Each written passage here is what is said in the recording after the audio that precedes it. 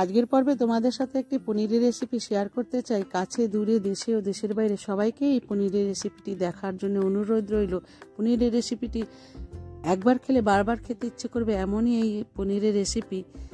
আমি সুপ্রিয়া, আমার এই ছোট্ট চ্যানেলে তোমাদের স্বাগত জানাই। আশা করি সবাই সুস্থ আছো, ভালো আছো। রান্নার জন্য কাঁচা লঙ্কা, রসুন, আদা, গোটা পেঁয়াজ, পনির, চালমগজ, কাজু নিয়ে নিয়েছি, বেশ কিছুটা পরিমাণ মটরশুঁটি নিয়ে নিয়েছি, টক দই, পনির মালাই আর মেথি শাক অল্প পরিমাণে নিয়ে নিয়েছি, আর গোটা গরম মশলা নিয়েছি। প্রথমে কড়াইতে সামান্য জল দিয়ে পেঁয়াজ, কাজু, চালমগজ দিয়ে দেব, দিয়ে বেশ কিছুটা সময় নিয়ে সেদ্ধ করে নামিয়ে নেব। ঠান্ডা হলে এটা মিক্সিতে বেটে নেব। দেখো এই যে বেটেছি। এরপর কড়াই বসিয়ে পরিমাণ মতো সর্ষের তেল দিয়ে দেব। তেল গরম হয়ে আসলে বেটে রাখা মশলা দিয়ে দেব, নেড়ে চেড়ে নেব।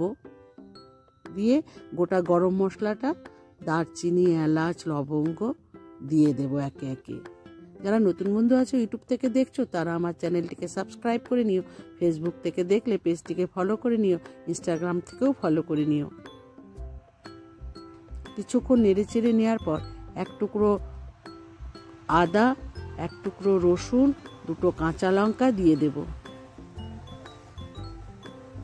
দিয়ে বেশ ভালোভাবে রসটাকে টেনে নেব। দিয়ে আরও কিছুটা পরিমাণ মিক্সি ধোয়া জলটা দিয়ে দেব।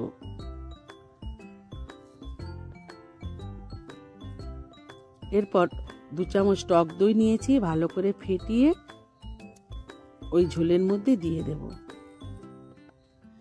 অনেকক্ষণ ফোটানোর পর আমি নামিয়ে নেব। এরপর ছাঁকনির সাহায্যে মশলাটাকে আমি ছেঁকে নেব। আবারও কড়াই পরিষ্কার করে বড় 1 চামচ আমুল বাটার দিয়ে দেব। দিয়ে মেথি শাকগুলো দিয়ে দেব। খুন্তি দিয়ে নেড়ে চেড়ে নেব। এরপর বেশ কিছুটা পরিমাণ মটরশুঁটি দিয়ে দেব।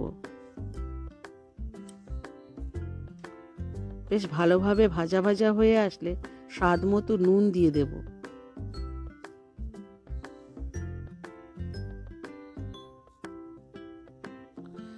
সামান্য 1 চামচ হলুদ দিয়ে দেব, 1 চামচ লঙ্কার গুঁড়ো দেব।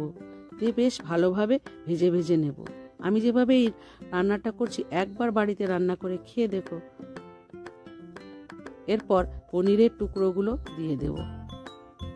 ভালো লাগলে বন্ধুদের মধ্যে শেয়ার করে দিয়ে একটি লাইক করে দিতে ভুলো না।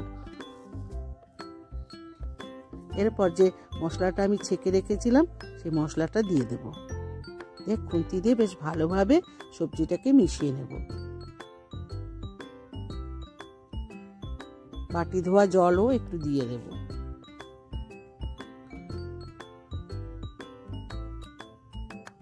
এরপর ওপর থেকে আমুলের ফ্রেশ ক্রিম ছড়িয়ে দেব।